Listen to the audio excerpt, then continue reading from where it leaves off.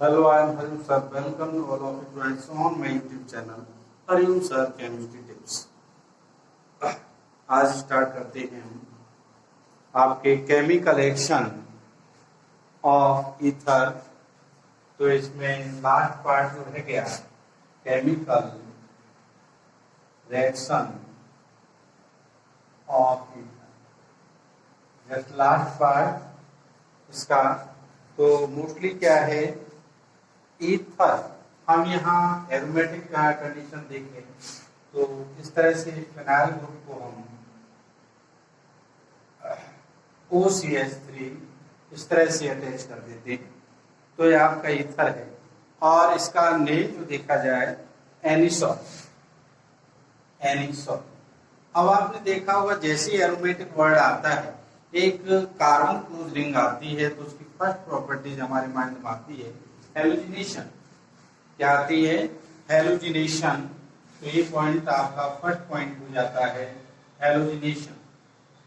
Halogenation react with halogen group Br2 to gives ortho and para bromo anisole OCH3 2 for Br and just is OCH3 is the Br। इस तरह से इसका major जो component है वो ये आता है और माइनर कंपोनेंट देख लीजिए आप, इस तरह से इसका हेलोजिनेशन हो जाता है।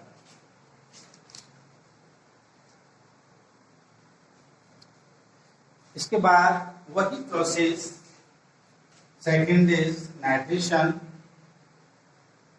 नाइट्रेशन react anisole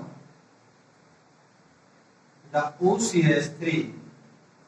आपने देखा हो nitration in the presence of concentrate HNO3 and H2SO4। तो इसका एजेंट ऑर्थो पैरा पर OCH3 the NO2 plus OCH3 the N। तो ये चीज हमें वही ऑर्थो और माइनर एंड द मेजर देख लीजिए आप अच्छी तरह से।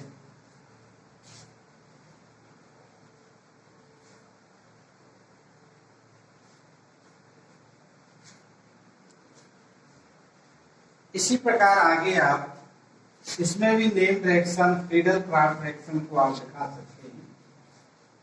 अगला जो है एनिसॉल में जो आ जाएगा आपका Friedel craft reaction, the Friedel craft reaction आप दिखा सकते हैं। वही एनिसॉल बना देंगे OCH3 और इस पर CH3Cl का अटैक करा देंगे, तो आपके पास वही ऑर्थो पैरा वाला पोजीशन यहाँ OCH3 the CH3 plus next is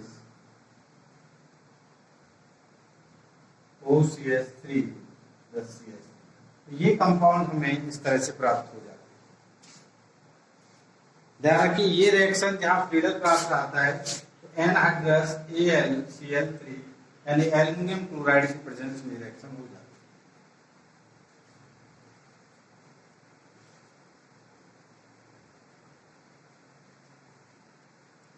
इसी प्रकार आगे रिएक्शन करा सकते हैं आप बॉन्ड क्लीवेज के ऊपर आप HI की रिएक्शन करा दें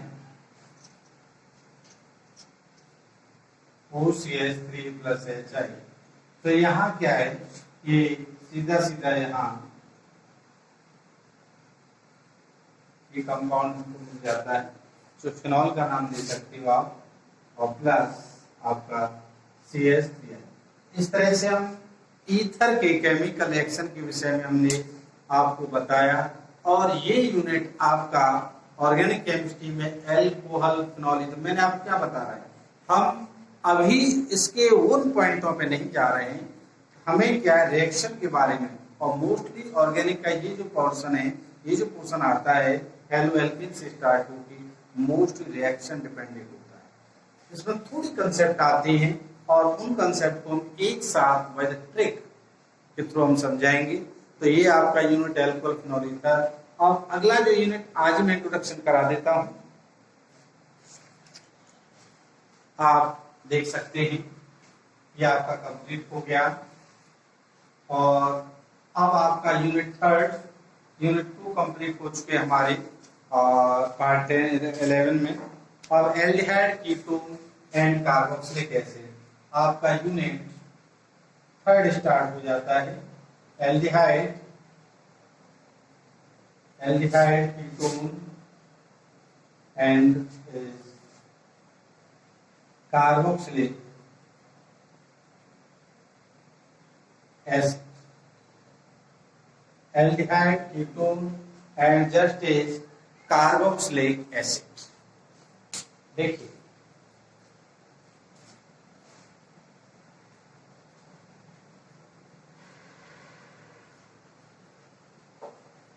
इसमें सबसे पहले हमें क्या होता है, मोस्टली इनकी आइडेंटिफिकेशन हमारी समझ में आनी चाहिए। हमने एल्डिहाइड कहा तो ये RCH, हमने कीटोन कहा RCOR, और हमने कार्बोक्सिलिक कहा RCOH। ये कंसेप्ट बाय द इंट्रोडक्शन में हम बता सकते हैं, इनके हम डिस्कस करेंगे। देख लीजिए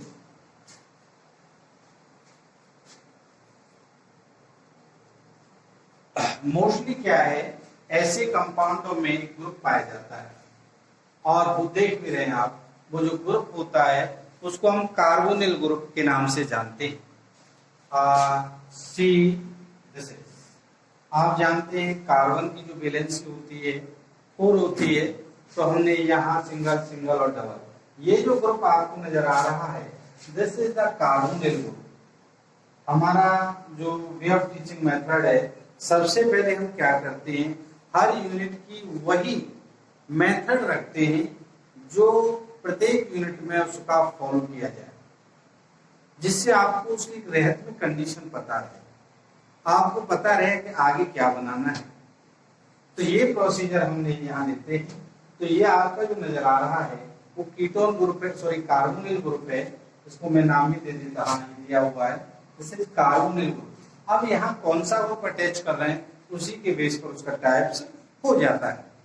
तो आप देख सकते हैं, सपोज कीजिए इस कार्बोनिल ग्रुप में मैं ये कार्बोनिल ग्रुप ये H या R अटैच कर देता हूं, तो आप इसमें थोड़ा सा ध्यान दें, ये हो जाता है RCH, देख लीजिए, और यही आपका एल्डिहाइड ग्रुप कहलाता है।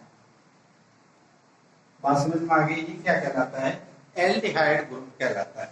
और इसी केस को यदि हम अलग से दे दें, यानी कि RC ऊपर यही कार्बोनिल ग्रुप सेम रहेगा, ध्यान रखना, और यहां हमने X कर दिया, तो ये कंडीशन बदल गई और ये आपका हो गया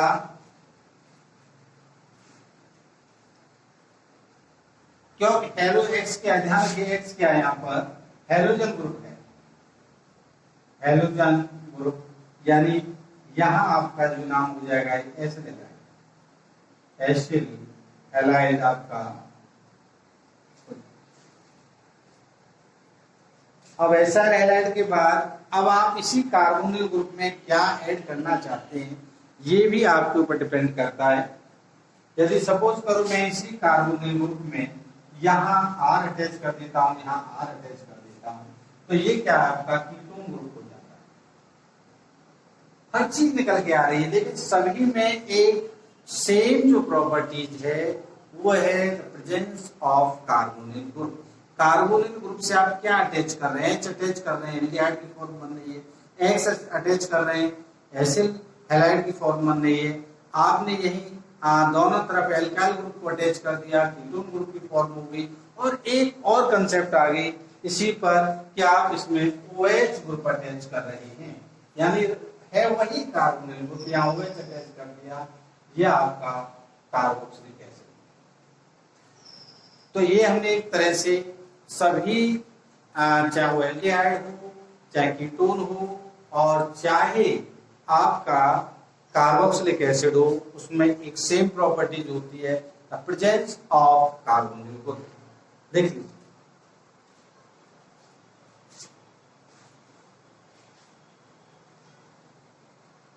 अभी और चीज ले सकते हैं इसी में, कार्बोनिल ग्रुप में हम और भी आगे जाएं और भी क्लासिफिकेशन कार्बोनिल ग्रुप का कर सकते हैं कि आप इसी में कार्बोनिल ग्रुप में RCO जैसे एस्टर, ये भी आपका यहाँ पर आ जाता है, देख लीजिए।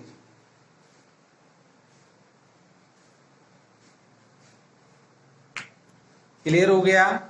एस्टर ग्रुप में भी हमारा कार्बोनिल ग्रुप अटैच होता है, तो यहां पर इसे भी हम देख सकते हैं। इसके अलावा जो एस्टर ग्रुप आ रहा है यानी कि RC डबल बॉन्ड O, और यहीं पर आपका जो केस आएगा वो आएगा OC डबल बॉन्ड OR। ये जो आपका ग्रुप है वो आपका एनहाइड्राइड ग्रुप, देखिए एसिड एनहाइड्राइड, जैसे एसिड एनहाइड्राइड, ये कंडीशन आपकी हो जाती है।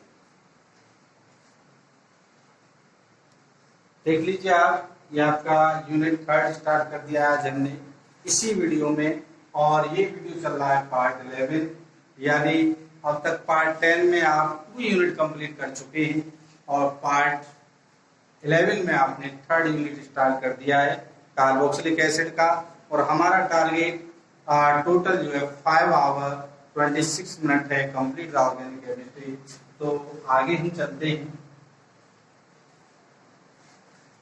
अब इसमें चलेगा आपका प्रिपरेशन मेथड, ध्यान रखिए प्रिपरेशन मेथड।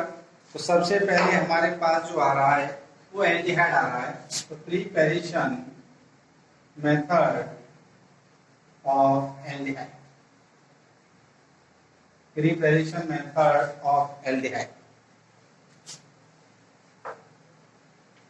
तो एक सबसे मेन हमने आपको एक बेसिक फंडा स्टार्टिंग में ही किसी न किसी वीडियो में हमने बताया होगा आपको कि जब हम एल्कोहल का ऑक्सीडेशन करते हैं तो वो एल्डिहाइड में कन्वर्ट होता है in the presence of any catalyst. तो आप उसमें बता सकते हैं। तो हम क्या करेंगे, मोस्टली 1 डिग्री एल्कोहल ले लेंगे यहाँ पर CH3CH2OH, क्योंकि 1 कार्बन 1 से अटैच हो रहा है तो ये आपका 1 डिग्री एल्कोहल है, यानी प्राइमरी एल्कोहल है। इसका ऑक्सीडेशन हम क्या करते हैं, क्योंकि एल्कोहल से आगे आने वाला एल्डिहाइड है, इसलिए इसके लिए हम जो ऑक्सीडाइजिंग एजेंट है यानी इसकी प्रिपरेशन मेथड पर ऑक्सीडेशन ऑफ एल्कोहल, यदि हम एल्कोहल का ऑक्सीडेशन कर दें तो हमको क्या है, एल्डिहाइड प्राप्त हो जाता है। तो आप जो यहाँ पर PCC ले सकते हैं और या CrO3 ले सकते हैं। ये जो होते हैं वो भी ऑक्सीडाइजिंग एजेंट होते हैं, ऑक्सीडाइजिंग एजेंट। तो हमें यहाँ पर CH3CHO यानी एल्डिहाइड प्राप्त हो जाता है। देख लीजिए आप, CH3CHO ये एल्डिहाइड हमको प्राप्त हो गया 1 डिग्री एल्कोहल पर। इसके अलावा भाई ओजोनोलाइसिस, आपने ओजोनोलाइसिस पढ़ा होगा। तो ओजोनोलाइसिस जो होता है, एथिलीन होती है आपकी CH2 double bond CH2। Second point हो जाएगा भाई ओजोनोलाइसिस। ओजोनोलाइसिस की हेल्प से भी हम इसे बना सकते हैं। O3ZnH2 यानी कि ये O3ZnH2 हाइड्रोलाइसिस इसका कर देंगे। पहले Zn की प्रेजेंस में से रिएक्शन कराएंगे और रिएक्शन करने पर हमें जो कंपाउंड मिलता है वो मिलता है CH2CH2, यहाँ OO, और इस तरह से ये चीज हमको यहाँ से